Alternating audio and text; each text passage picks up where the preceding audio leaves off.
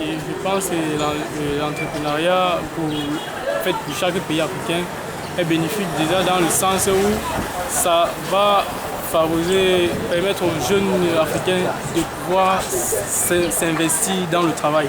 Quand je dis s'investir dans le travail, c'est dire penser à innover comme les Européens le font. C'est-à-dire, et pour cela, il faut l'appui du gouvernement, franchement, il faut vraiment l'appui du gouvernement. Parce que vous voyez un peu la concurrence maintenant de partout, les Chinois, les Européens. Tant que le gouvernement ne s'appuie pas sur les projets de la jeunesse. Yes, les projets de la jeunesse. Parce que vous savez, quand un enfant a un projet en tête, une initiative, et que le parent ne l'aide pas, c'est très difficile pour lui d'arriver. Or, par contre, si le gouvernement s'implique dans ce que font les jeunes Camerounais, je pense que ça va aller. Ça va être une très bonne chose. Et ça va aussi encourager les jeunes, la future génération à émerger. Comme vous voyez en Chine, ouais, ce sont les jeunes qui émergent parce qu'ils ont suivi la voie de leurs grands.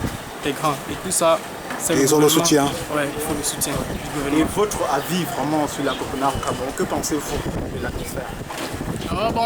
L'entrepreneuriat, comme je le dis toujours, il y a les gars qui ont la volonté, il y a vraiment les gens qui ont de la volonté.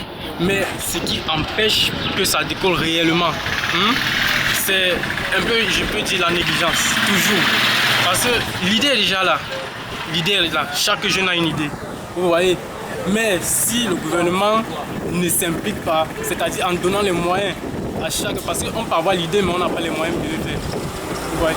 Il faudrait que le gouvernement aille de porte en porte comme vous le faites pour savoir ce que vivent les jeunes. Parce que chaque personne, comme je dis, a une idée. Et l'entrepreneuriat, vraiment, ça va permettre encore aux jeunes de pouvoir faire plus, d'aller de l'avant. Okay.